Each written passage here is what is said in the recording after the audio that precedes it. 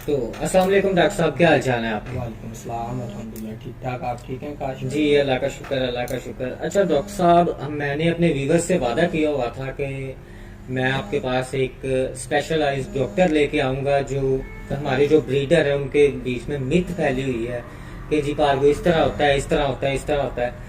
तो एक्चुअल में हम लोग आपसे आज पूछने आए हैं और कंप्लीट डिटेल लेने आए हैं कि पार्गो है चीज क्या और ये किस तरह होती है। ठीक है।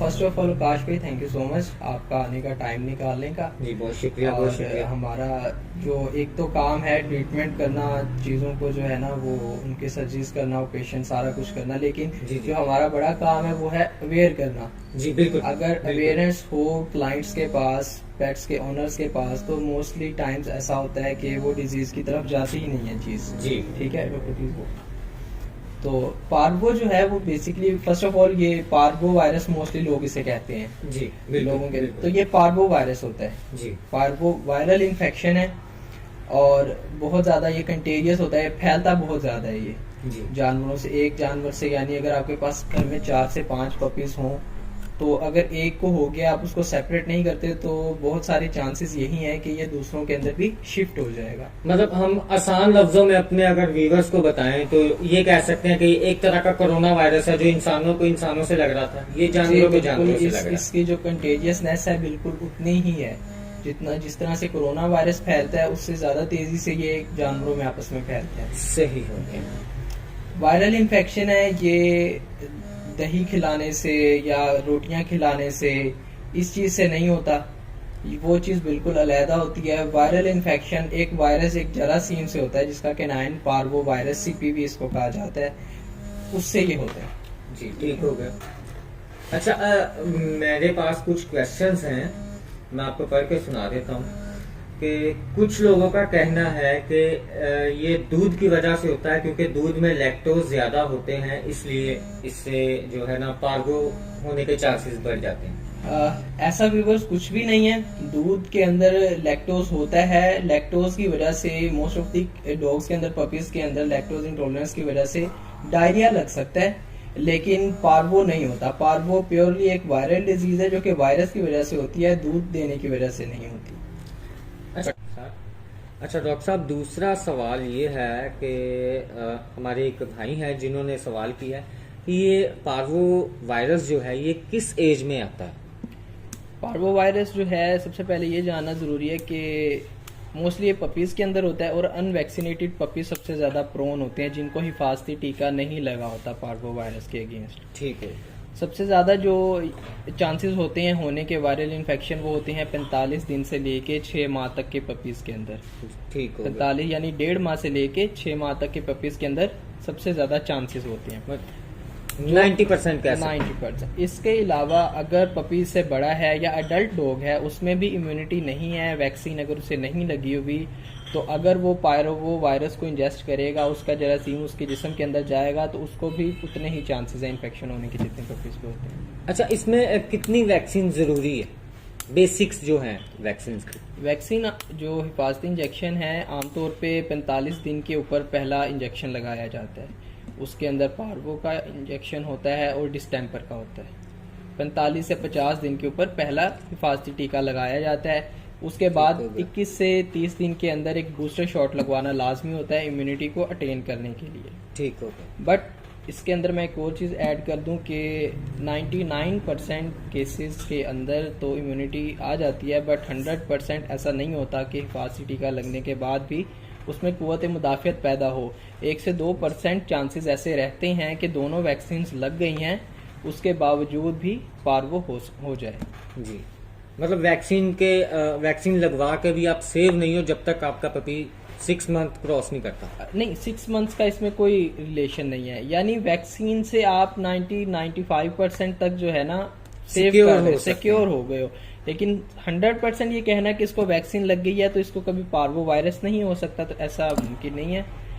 1 से 2% चांसेस फिर भी रहते हैं कि उसको इन्फेक्शन हो जाए। तो इसमें बेस्ट वैक्सीन कौन सी लगवानी चाहिए जो इस वक्त पाकिस्तान में अवेलेबल है, जो आपके पास है, जो आप रेफर करते हैं? पाकिस्तान में इस वक्त 5 से 6 अच्छी कंपनीज हैं जो वैक्सीन इंपोर्ट कर रही हैं, सारी इंपोर्टेड वैक्सीन ही हैं।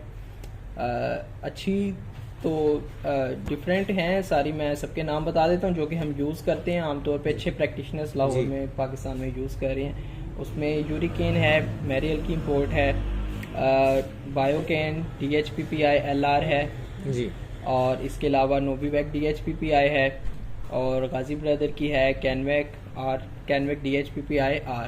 जी ठीक। इसके अलावा हिप्राडोक की है, एक दो और वैक्सीन हैं जो भी इंपोर्टेड अच्छी कंपनीज की वैक्सीन हैं, अच्छे डॉक्टर के पास अवेलेबल हैं, उनमें से कोई भी लगाई जा सकती है। अच्छा, और डॉक्टर साहब ये अगला जो हमारा सवाल आ रहा है, ये एक ब्रीडर साहब का है। ये कह रहे हैं जी, पार्वो अगर किसी जानवर को हो जाए तो 2 साल तक आप उसे उस जगह पे कोई भी जानवर नहीं रख सकते। Is it true? नहीं, ऐसा कोई वो नहीं है कि 2 साल तक आप नहीं रख सकते। जो पार्वो का वायरस है वो थोड़ा सख्त जान वायरस होता है, ये बात सच है। अगर किसी जगह पे कोई पार्वो वाला जानवर हो और उसकी गंदगी वहाँ पे मौजूद हो तो उसको डीसैनिटाइज करके अच्छे तरीके से उस जगह पे आप दूसरे जानवर को रख सकते हैं। अगर आप उसको डीसैनिटाइज नहीं करते और वो जगह आपके घर के अंदर है, वहाँ पे सूरज की रोशनी नहीं पहुँचती, तो 5 से 6 माह तक या मैक्सिमम 9 माह तक वहाँ पे वायरस सरवाइव कर सकता है। लेकिन अगर आपकी वो जगह बिल्कुल अच्छे से साफ़ की जाए, आप उसे डिटर्जेंट से एक बार साफ़ करें, उसके अलावा जो ऑथेंटिक इसके लिए इस्तेमाल किया जाता है केमिकल, वो होती है ब्लीच, सोडियम हाइपोक्लोराइड, जो ब्लीच होती है हमारे कपड़ों में भी आम घरों में मिल कपड़ों जाती है। बिल्कुल उसके सोल्यूशन से अगर आप उसको 1 से 2 मरतबा जगह को साफ कर दें तो आप बेशक उससे अगले दिन वहाँ पे जानवर को रख लें। मेरा ख्याल है ये हमारे व्यूवर्स के लिए एक नई है चीज़ कि आप ब्लीच के साथ वॉश करें और पार्वो का क्लीन हो सकता है वो एरिया। और डॉक्टर साहब, आखिरी में हम ये पूछना चाहेंगे आपसे कि ये पार्वो से बचने के चांसेस क्या हैं और किस तरह हम लोग क्योर हो सकते हैं कि यार मेरे पपी को पार्वो वायरस नहीं हो सकता। अब मतलब चांसेस कम है। ठीक है, 2 क्वेश्चंस आपने किए। काश भाई, पहला क्वेश्चन आपका काफ़ी इंपॉर्टेंट है कि क्या चांसेस हैं बचने के अगर पार्वो वायरस हो जाता है। तो अगर आप अच्छे डॉक्टर के पास अग्रेसिव इसका ट्रीटमेंट करवाएं, जाके अच्छा ट्रीटमेंट करवाएं, तो 80% तक चांसेस, 80-90% तक चांसेस होते हैं कि आपका जानवर बच जाए, पपी को सेव किया जा सकता है। उसके ट्रीटमेंट में इनको एंटीबायोटिक दी जाती हैं, फ्लूइड थेरेपी की जाती है, यानी जो उल्टी मोशन कर रहे होते हैं उनकी जितनी जिस्म की ज़रूरत होती है उसको ड्रिप के ज़रिए पूरा किया जाता है। बाज़-औक़ात दिन में 2 मरतबा 3 मरतबा ड्रिप लगती है जी। 7 से 8 दिन 10 दिन का एक प्रोसीजर होता है। अगर आप उस ट्रीटमेंट को फॉलो करें तो 80-90% चांसेस हैं कि जानवर बचाया जा सकता है। ऐसा नहीं है कि पार्वो हो जाए तो उसका बचना बहुत मुश्किल मतलब है। ये पपी के चांसेस हैं 80-90%। जी, बिल्कुल। और अडल्ट में अगर ये आ जाए तो जानवर अगर बड़ा होगा तो उसके चांसेस ज़्यादा हो जाएंगे, क्योंकि उसमें क़ुव्वत मुदाफ़ियत थोड़ी ज़्यादा होती है उसके जिस्म के अंदर। मतलब उसके बचने के चांसेस ज्यादा जी बढ़ गए। बिल्कुल। लेकिन सबसे जो ज़रूरी चीज़ है वो ये है कि जब आपको पता चले कि आपको ऐसा लग रहा है कि इसमें पार्वो के साइंस आ रहे हैं मेरे कुत्ते के अंदर, पपी के अंदर, तो सबसे पहले आप उसका टेस्ट करवाएं जाके डॉक्टर अच्छा, से। ये एक चीज मतलब एक नॉर्मल रूटीन में ओवर ईटिंग की वजह से भी जानवर जो है वो कुछ ना कुछ जो है ना उल्टी कर देता है, या उसका पेट खराब हो गया, या इस तरह का कुछ हो जाता है। इसमें पार्वो का एक्चुअल साइन क्या आता है जिससे पता चल जाए कि यार इसे इस तरह का कुछ हो रहा है? जी बिल्कुल, ये कॉमन मिथ है हमारे लोगों के अंदर कि अगर कुत्ते को, पपी को मोशन लग गए हैं या उल्टियाँ आ रही हैं तो वो पार्वो ही है। ठीक है।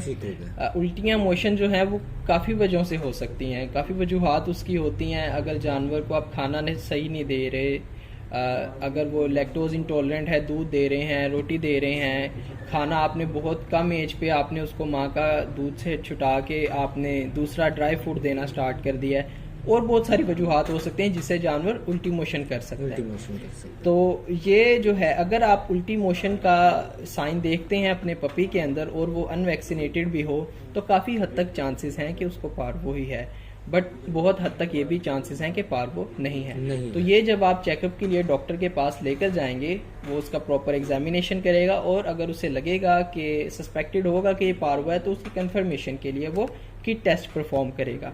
उस किट टेस्ट के परफॉर्म होने के बाद जो है वो पार्वो डिक्लेयर होगा कि उसे पार्वो है। अच्छा, ये जो एक मैंने मिथ सुनी थी, क्योंकि मैं भी डॉग लवर हूँ और मैं भी जानवर रख रहा हूँ, एक मिथ मैंने सुनी थी कि ज़्यादातर जो ब्रीडर्स हैं और मेरे दोस्त भी हैं वो इस चीज़ को कहते हैं कि यार अगर आपके जानवर को पार्वो हुआ ना तो आपके घर से स्मेल आएगी, वो उसकी जो उल्टी है उससे स्मेल आएगी, उसकी पोटी से स्मेल आएगी और बड़ी गंदी स्मेल आएगी, पूरे घर में फैलेगी। इस तरह का भी कुछ है ये? जी, ये बात बिल्कुल सच है। पार्वो वायरस के अंदर बेसिकली ये होता है कि जितनी आंत होती है ना पूरी मुकम्मल मैदे से लेकर डाइजेस्टिव जी डाइजेस्टिव सिस्टम जो होता है, वायरस उसके ऊपर अटैक करता है, उसको अंदर से जख्मी कर देता है और फिर वहाँ से खून भी निकलता है। तो उस अंदर से आंत के गलने से, ख़राब होने से, ज़ख़म होने से और वो खून निकलने की वजह से वो बहुत गंदी स्मेल जो है प्रोड्यूस करता है। और वो स्मेल आती है, लेकिन जैसे जैसे वो पार्वो से ठीक होता रहता है, अंदर से उसकी जो आंत है वो दोबारा हेल्दी होती है तो फिर ख़त्म हो जाती है।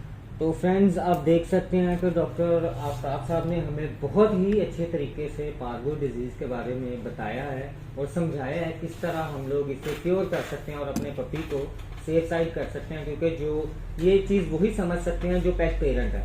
पेट पेरेंट के अलावा जो नॉर्मल बंदा है वो इस चीज़ को नहीं समझ सकता कि उसके बेबी को या उसके पेट को किस तरह की तकलीफ है।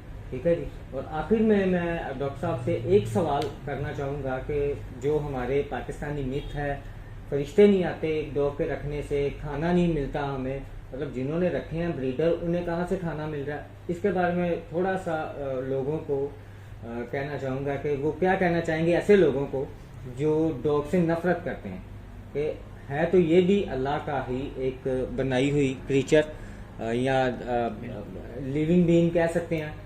तो इनके बारे में क्या कहना चाहेंगे, क्योंकि ये सारा दिन तो यही काम करते हैं और जानवरों के साथ ही रहते हैं, इन्हें ज़्यादा बेहतर पता है क्योंकि जानवर बोल के तो बता नहीं सकता, उसकी फीलिंग ही इन्होंने समझनी है। तो क्या फील है उसकी और किस तरह ये अपने जो हमारे जो व्यूअर्स हैं उन्हें समझा सकते हैं, ये इस बारे में आखिरी एक सवाल डॉक्टर साहब यही है हमारा जो हमने अभी बता दिया कि आप क्या कहना चाहेंगे उन लोगों के लिए जो एक आम स्ट्रीट डॉग को भी मार के गुजरते हैं बिला वजह।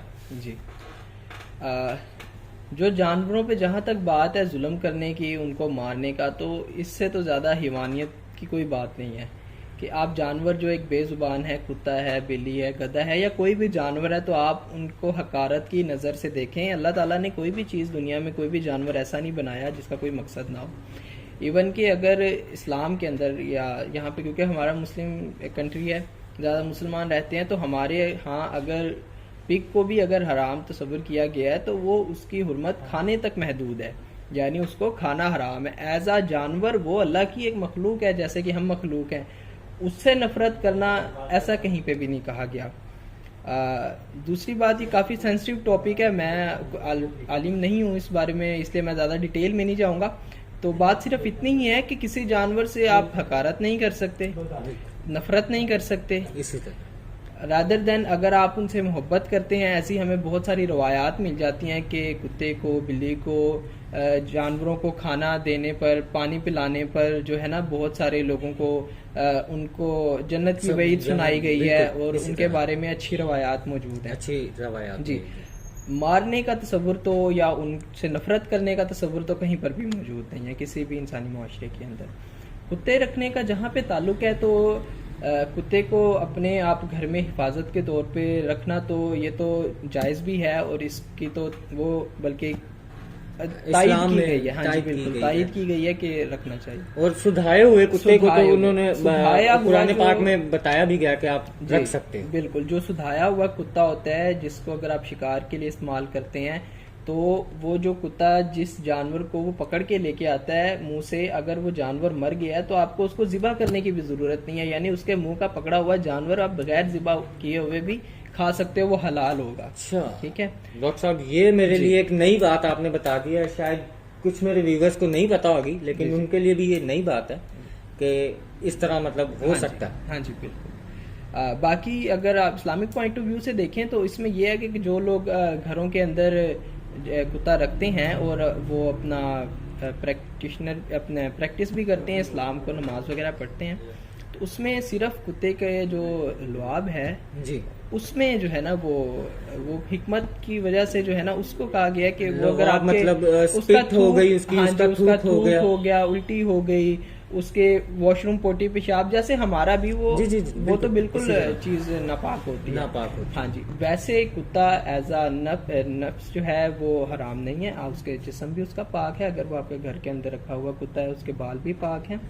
हाँ, अगर आप उसकी कोई सिक्रीशंस है, रतूबतें हैं, वो अगर आपके कपड़ों पर लगती हैं तो आप उसको बदल के सारे वॉश अपने करके नहा सब सकते हैं, कुछ कर वुजू सकते दोबारा हैं। अपना कर जी, सकते हैं बिल्कुल, बरकरार। बिल्कुल। तो फ्रेंड्स, जैसा कि आपने सुना कि इस तरह की कोई इशू नहीं है। बाकी हम और भी ज़्यादा वीडियोस बनाएंगे, लेकिन उसके लिए एक शर्त मैं रख रहा हूँ अभी डॉक्टर साहब के सामने।